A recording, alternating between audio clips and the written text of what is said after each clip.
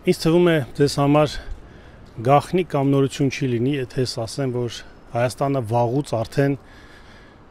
զավթված է եւ այն ոչ բարով 4 ղեկավարները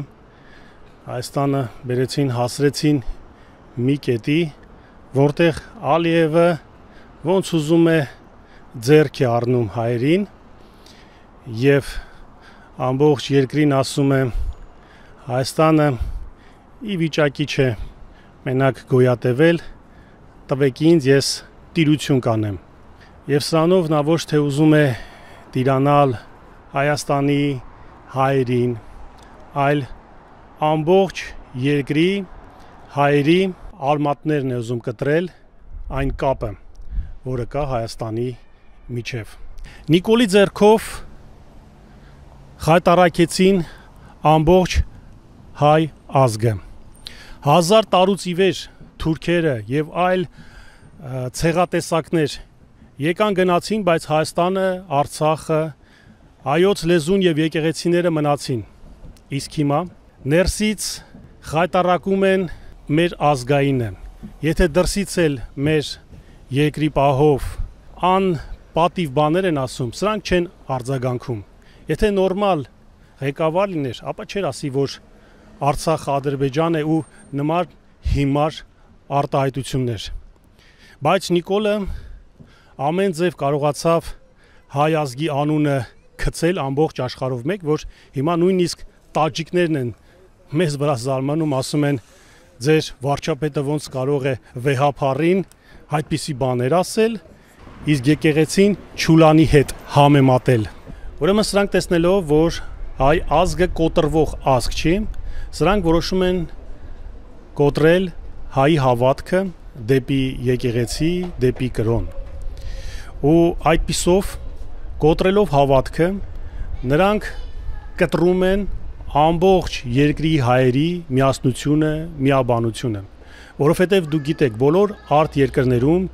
գոյություն ունեն հայեր, հայ համայնքներ, եւ որտեղ կա հայ, այնտեղ եւ կա հայկական եկեղեցի։ Եվ այցելելով հայկական եկեղեցիներ, մենք հայերս չենք կտրվում մեր արմատներից, կատարելով այնտեղ պսակներ, մկրտումներ։ Մեր երեխաները շաբաթ կիրակի այցելելով այստեղ գնում են հայկական դպրոց, սովորում գրել, կարդալ, այցելում են հայկական պարիխմբեր, այցելում են հայկական թատրոն,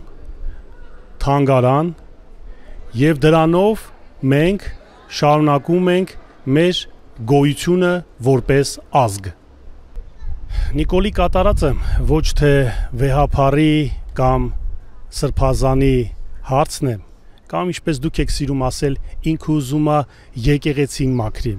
Թող ինքը գնա իր տունը մաքրի։ Դա հայոց եկեղեցու վերացման հարցն է, որովհետև այդպես նրանք ուզում են, որպեսզի հայ ազգը ավելի շուտ վերանա եւ միաժամանակ ավելի շուտ միաձուլվի մուսուլմանական երկրների հետ։ Այս է հարցը։ Եվ վերադառնալով Ստամբուլից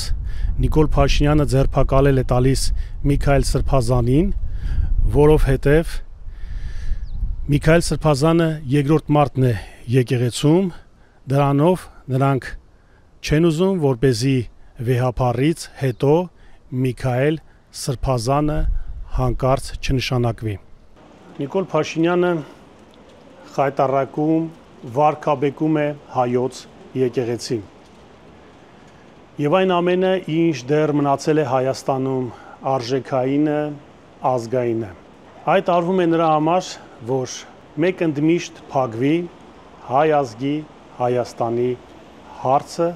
դարձնելով նրանց քոչվոր ոչ արժանի ազգ։ Վերջին անգամ տագնապի զանգերը եկեղեցում հնչել են այն ժամանակ, երբ որ թուրքերը հարձակվում էին։ 2 օր առաջ էլ մայր Աթոռ Էջմիածնում հնչեց եկեղեցու տագնապի զանգերը։ Բայց մենք այդ չլսեցինք։